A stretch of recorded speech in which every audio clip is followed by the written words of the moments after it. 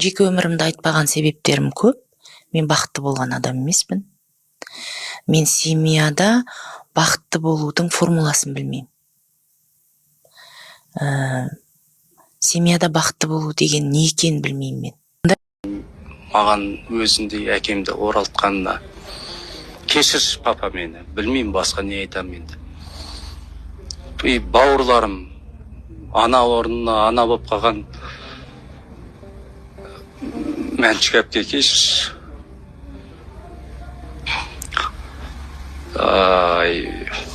Бекзат, бейбіт бауырым кешіріңдер. Басқа да туған туысқандарым. Кешіріңіздер болды, басқа ештеңе айта алмаймын. Жігіттер мен сияқты болмаңдар. Күшікке болмаңдар. Нақты айтамын. Машинасында көлікті де сатып, бәрін енді бар бағалы затымыз сатып та енді сол киноға кірістік. Екеуіңіз салдыңыздар ақшаны. Енді дұрыс қой, енді бір отбасы болғаннан бір мүддеге жұмыс істегеннен бірге бол. Ол мендік деген ол жерде болмайды ол.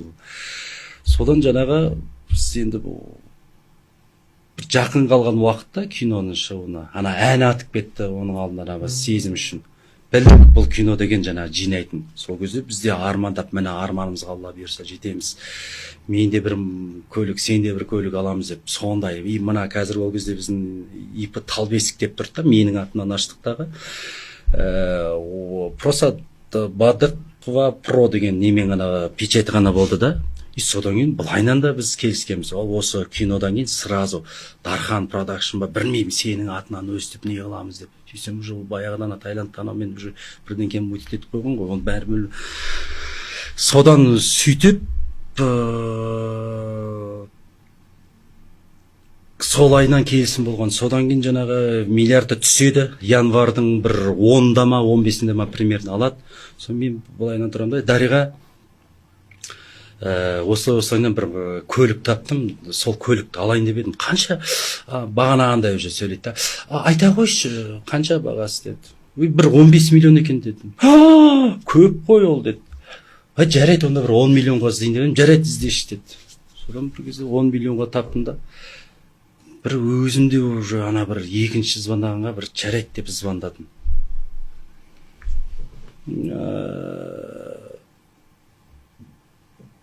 Звондап едім, 10 миллионға көлік таптым деп едім. Ойбай, менде қазір ондай ақша жоқ. Бізде әлі мына кассадан, банктен шеше алмай жатырмыз.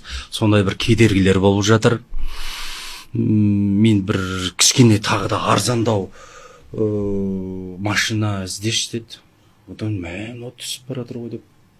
Жарайды, мен сол көлікті ала берейін деп, сонымен бір ағамыздан алғам сол көлікті. Сонымен қанша береткен деп мен күтіп жүрмін. Бір хотя бы енді бір 7-8 берсе екен енді деп. Енді актерлар енді өзінің еңбегін алады ғой. Менде жарайды өзімді бір актер, бір сондай бір жұмыскер ретінде уже өзімді сол кезде жұмыскер ретінде көрсете бастадым. Құрсыншы осыған бірдей. Жарайды, қашылақтап жүр ғой, до конца қашсыншы көрейік. Содан бір кезде әйтеуір өйтіп бүйтіп бөліп жатып 3-4 миллион жарым, миллион 200-ден сөйтіп бөліп беріп 5 миллион алдым, иә.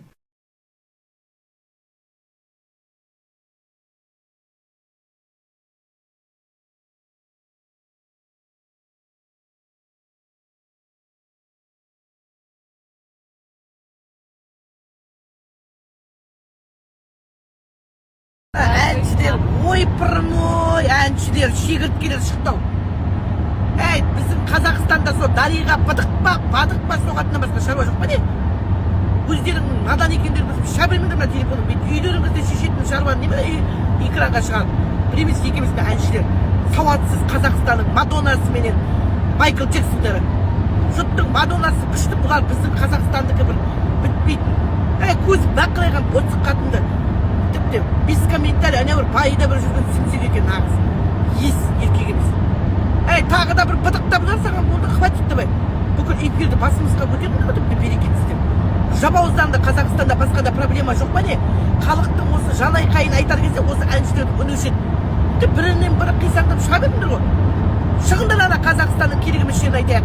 Ана 3 ай істе керек бізге. Ерняны экология қылып жатыр ғой. Айтқыш болсаңдар. Онда құйрықтары бір уыс. Мен айтамын мұны бадықтың байы деп бадық па жаңағы бәлен өзбақ қиған қатынның байы. Жан шығып кетті, ойпырым ой біздің қазақтың жігіттердің.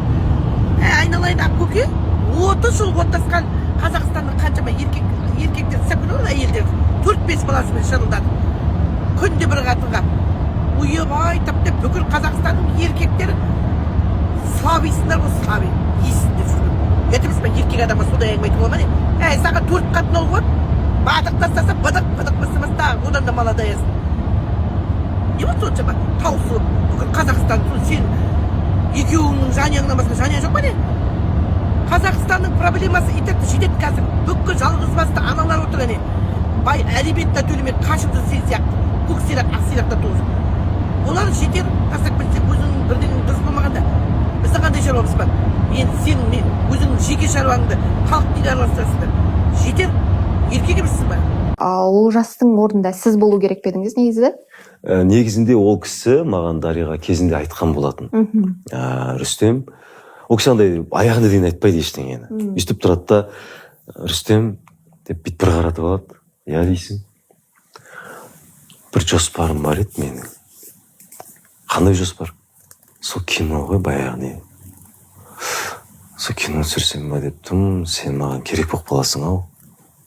Жарайды, кейін сөйлесеміз дейді, бітті. Ана жерде өзің отырасың, сосын не болып кетті, не айтты, қашан, не кино деген сияқты. Оны қайттан сұрасаң, жарайды, оны кейін сөйлесеміз деп бүйтіп басын қасиды. Ал сосын ойланып жүресің. Кейіне қарап отырсам, Олжас екеуі баң етіп шықты кәдімгідей, бомба болып. Саундтрегімен жарып алды бірінші, сосын трейлер шықты, сосын киносы шықты. Мен тек қана қуанам, мен өзіне де айтам. Мен ризамын саған деймін, Дариға. Молодец, жарып атсың, шулатып атсың, керемет. Өнер деген осылай болу керек. Ассалаумағалейкум ағайын. Маған осы уақытқа дейін қаншама халықтан қоңыраулар түсті. Туған туысқаннан, жақындардан. Әрқайсысына жеке-жеке жауап беріп жатпайын деп. Нұрсейіт Жылқышбай бауырыма сұхбат берейін деп шештім. Бәріне бір жауап осы болсын деп. Ал сол уақытқа дейін мен қандай күйде болғанымды өзімнен басқа ешкім білмейді. Және бір Алла. Мен сол уақыт арасында өзім қол жұмсауға дейін бардым. Тойға, киноға бару былай тұрсын, тіпті көшеге шығудан қалдым.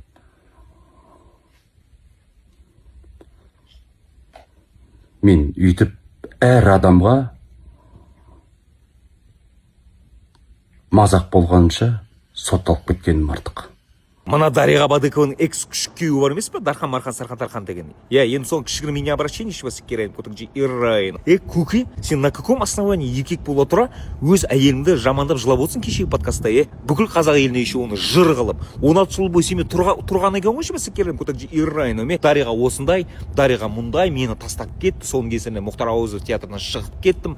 Маған 8 миллиондық машина алып бермеді, бла-бла-бла, мяу-мяу шыбасы керейін көтіңжі Ирайын. Айналып тұрып басыңа шлем кигізіп рукоприкладство істеп жүрейін на ровном месте шыбасы керейін көтіңжі Ирайын. Машина керек па? Жұмыс істеп, мына гипокарстан өзің заказ беріп ал. Дариға саған ақша беру міндетті емес шыбасы керейін көтіңжі Ирайын. И вообще, во всем виноват ты сам. Жақсы еркектен әйел ешқашан кетпейді. Я скажу тебе даже больше. Ақылы бар, мінезі бар, миы бар, ақша тапқыш, отбасын өзі асырай алатын, көңіл күй, внимание сыйлай алатын, бере алатын, и татағы былай мощно тұратын еркектен әйел ешқашан кетпейді шыбасы керейін көтіңжі Ирайын. Болды, доғар ет, психологический давление интернет желісіне жаса берме оған. Әйел қол, просто отпусти ее. Пусть бақытты болсын шыбасы керейін көтіңжі Ирайын. Одан бөлек әмесе түсініп тұрмын, жартылай ішкі дүниеңді көріп тұрмын, примерно драма куин болып тұр, обесценивание болып тұр. Адам баласының етпен сүйектен жаралған. Ну неге изначально менің жаныма келіп осының барлығын айтып бөліспедің? Каспиме 250 мың теңге аудармадың? Совет беруші едім ғой. Көп ұйықтай берме деп мысалы шыбасы керейін көтіңжі Ирайын. Тағы не дейін? Сен еркексің.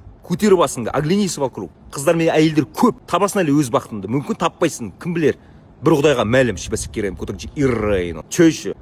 И запомни такую вещь. Никогда в жизни әйел қауыммен не сражайся, ибо победа, ибо поражение будет для тебя позором шыбасы керейін көтіңжі Ирайын. Түсіндің ме? Ал егер мен әр айтқан сөзіме келіспейтін болсам, давай да төбелесіп тастайық рухватикте шыбасы керейін көтіңжі Ирайын. Че там, не дейсің?